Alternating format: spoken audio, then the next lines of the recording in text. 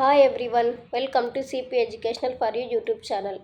In this వీడియోలో మనకున్న తక్కువ టైంలో ఎక్కువ స్కోర్ చేయడం ఎలా అని చెప్పి ఈ వీడియోలో మనం డిస్కస్ చేసుకోబోతున్నాం అనమాట. కమింగ్ టు ద వీడియో, మనం ఇన్ కేసు ఇప్పుడు మనకు ఎగ్జామ్ అనేది 100 మార్క్స్ కదా. 100 మార్క్స్ అన్నప్పుడు 10 సబ్జెక్ట్స్ అనేవి ఉంటాయి. 10 మార్క్స్ ఒక సబ్జెక్టు, 10 మార్క్స్ ఇంకో సబ్జెక్టు, 10 మార్క్స్ అనదర్ సబ్జెక్ట్ అనేది ఉంటాయి కదా. ఆ సబ్జెక్ట్ వైజ్గా మనం ఆల్రెడీ టాపిక్స్ అనేవి రాసుకొని ఉంటాము. ఓన్లీ ఆ సబ్జెక్ట్ ఆ టాపిక్స్ మీదనే బిట్స్ అనేవి ప్రాక్టీస్ చేయాల్సి ఉంటుంది. ఇంకా కొంతమంది ఏంటిదంటే నేను చదవగలుగుతాను, నేను ఇంకా ప్రాక్టీస్ చేయగలుగుతాను, ఇంకా స్కోర్ ఇంప్రూవ్ అవుతుందేమో అని చెప్పి ఇంకా ట్రై చేస్తుంటారు. సో బట్ అలా మాత్రం చేయకండి. మనకున్న తక్కువ టైంలో ఓన్లీ ఇంతకుముందు మనం ఏమైతే ప్రిపేర్ అయి ఉంటామో ఆ టాపిక్స్ని మాత్రమే కాన్సన్ట్రేట్ చేయడం అనేది చాలా బెటర్ అనమాట. అయినా కూడా ఏదైనా కొన్ని టాపిక్స్ అనేవి వాళ్ళు ఆల్రెడీ మనకు వెబ్సైట్లో స్పెసిఫిక్గా మెన్షన్ చేసి ఉంటారు. ఓన్లీ ఆ టాపిక్స్ నుంచి మాత్రమే క్వశ్చన్స్ అనేవి వస్తాయన్నమాట. అవుట్డేటెడ్ సిలబస్ నుంచి అయితే క్వశ్చన్స్ అనేవి 100%గా రావు. అండ్ ఆల్సో మనం ఎవ్రీడే సబ్జెక్ట్స్ అనేది రివైజ్ చేస్తూ ఉండాలి.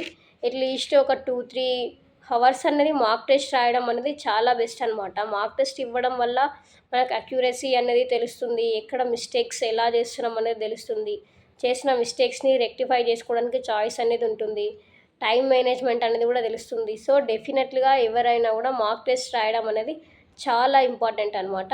ఎగ్జామ్ అనేది 100 క్వశ్చన్స్ ఉంటుంది. 100 క్వశ్చన్స్లో 90 మినిట్స్ టైం అనేది ఉంటుందన్నమాట. టైం అనేది మనకి చాలానే ఉంటుంది. సో క్వశ్చన్స్ అనేవి అన్నీ అటెంప్ట్ చేయండి. ఫస్ట్ ఆఫ్ ఆల్ అన్నీ అటెంప్ట్ చేయడం వల్ల ఏంటిదంటే మనకు నెగిటివ్ మార్క్స్ లేవు కాబట్టి బై లక్లో కూడా మంచి స్కోర్ రావడానికి చాయిస్ ఉంటుంది. ఇన్ కేసు మనకు ఆన్సర్ తెలియకపోయినా కూడా ఏదో ఒక క్వశ్చన్ అనేది ఏదో ఒక ఆప్షన్ ఇవ్వడం అనేది బెటర్ అనమాట. ఎందుకంటే మనం ఇన్ కేసు అది తప్పు పెట్టినా కూడా మన క్లాస్ అయితే ఏం కాదు. ఇన్ కేసు అది కరెక్ట్ అయిందనుకో 1 మార్క్ అనేది యాడ్ అవుతుంది. 1 మార్క్ కూడా క్రూషియల్ రోల్ అనేది ప్లే చేస్తుందనమాట. 1 ర్యాంక్ డిఫరెన్స్తోనే ర్యాంక్స్ అనేది చాలా వేరీ అవుతుంటాయి. సో దట్ ఎగ్జామ్లో అన్ని క్వశ్చన్స్ అనేది అటెంప్ట్ చేయడం చాలా బెటర్ అనమాట. ఇప్పుడు ఓన్లీ స్టూడెంట్స్ ఇంతకుముందు మనం చదివిన అంటే సిలబస్ ఆల్రెడీ కంప్లీట్ చేసి ఉంటాం కదా. ఓన్లీ ఆ సబ్జెక్ట్స్ ఇప్పుడు మనం ఎక్కడైతే ఫోకస్ చేసి ఉంటామో ఆ దాని మీద మాత్రమే కాన్సన్ట్రేషన్ అనేది పెట్టండి. ఇప్పుడు న్యూగా కొత్త సిలబస్ అనేవి ఏమి స్టార్ట్ చేయొద్దు. ఇంకా కొంతమంది లేదు మేము సగం ప్రిపేర్ అయ్యాం అక్క అని చెప్పి అంటుంటారు. బట్ అయినా కానీ కొత్త టాపిక్స్ అయితే ఈ తక్కువ టైంలో ఏమి స్టార్ట్ చేయకండి. కొత్త టాపిక్ స్టార్ట్ చేయడం వల్ల మనం బిఫోర్ చదివింది మనకు ఐడియా లేకుండా ఉంటుంది. ఇప్పుడు చదివేది స్ట్రెస్ఫుల్గా చదువుతాం కానీ అది కూడా మన బ్రెయిన్కి ఎక్కడానికి స్కోప్ అనేది చాలా తక్కువ ఉంటుంది. సో దట్ మనకి ఇంతకుముందు ఏవైతే మనం ప్రిపేర్ అయి ఉన్నామో వాటిలే రిపీటెడ్గా మనం రివైజ్ చేస్తూ ఉండండి అంతే తప్ప ఇప్పుడున్న తక్కువ టైంలో కొత్త దానిలను మాత్రం స్టార్ట్ చేయడం మాత్రం అస్సలు కరెక్ట్ కాదు. ఇంకా కమింగ్ టు మాక్ టెస్ట్ అనేవి రెగ్యులర్గా అటెంప్ట్ చేస్తూ ఉండాలి. మాక్ టెస్ట్ అనేది 100%గా అటెంప్ట్ ఇస్తేనే మనకు టైం మేనేజ్మెంట్ అనేది తెలుస్తుంది. అండ్ ఆల్సో మనం ఎక్కడ మిస్టేక్స్ చేస్తున్నామని కూడా తెలుస్తుంది అనమాట. ఇన్ కేస్ ఇప్పుడు మనం మాక్ టెస్ట్ అటెంప్ట్ ఇవ్వడం వల్ల మనం ఎక్కడ మిస్టేక్స్ అవుతున్నాయో మనకు తెలుస్తుంది, రైట్? సో దట్ ఆ స్పెసిఫిక్ టాపిక్స్ మీద ఇంకా కొన్ని బిట్స్ అనేవి ప్రాక్టీస్ చేస్తే దాని మీద కూడా మనకు ఒక సబ్జెక్ట్ మీద గ్రిప్ వస్తుంది. ఇంకోసారి ఆ క్వశ్చన్ వచ్చినప్పుడు మనం మిస్టేక్స్ చేయకుండా ఉంటాం.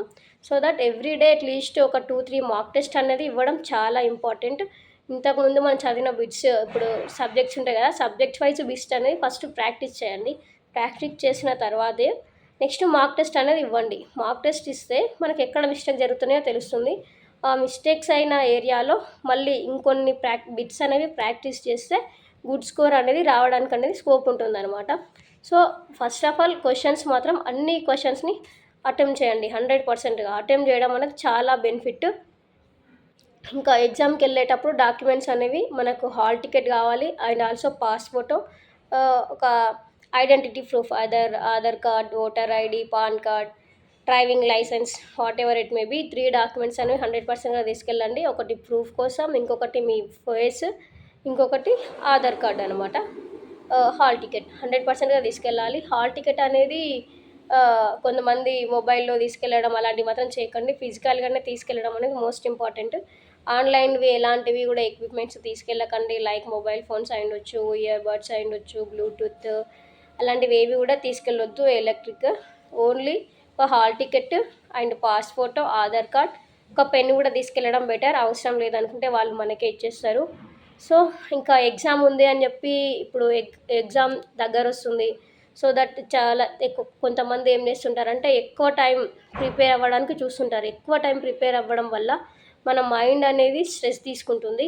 సో దట్ మార్నింగ్ లేవండి. మార్నింగ్ లేసి ఒక 2-3 అవర్స్ చదవండి. 2-3 అవర్స్ చదివిన తర్వాతకి మాక్ టెస్ట్ అనేది ఇవ్వండి. మాక్ టెస్ట్ ఇవ్వడం వల్ల మనకి ఎక్కడ మిస్టేక్స్ అవుతున్నాయని తెలుస్తుంది. ఆ మిస్టేక్స్ అయిన వాటి మీద కొన్ని బిట్స్ అనేవి ప్రాక్టీస్ చేస్తే దాని మీద కూడా మనకు సెట్ అవుతాం అనమాట. సో దట్ మళ్ళీ నైట్ అవర్స్‌లో మన డే మొత్తం ఏం చేసావో అది మొత్తం రివైజ్ చేసుకుంటే అయిపోతుంది.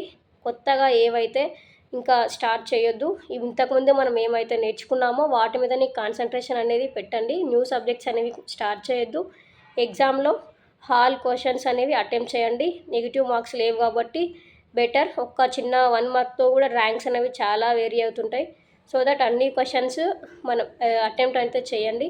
మాక్ టెస్ట్ రాయడం అనేది కూడా చాలా ఇంపార్టెంట్ అనమాట. ఇంకా రిగార్డింగ్ టు సీబీ గేట్ 2026 మీకు ఇంకా ఏమైనా డౌట్ ఉంటే కామెంట్ చేయండి. తప్పకుండా ఆన్సర్ ఇస్తాను. Please do subscribe my channel, like, share and comment. Thank you.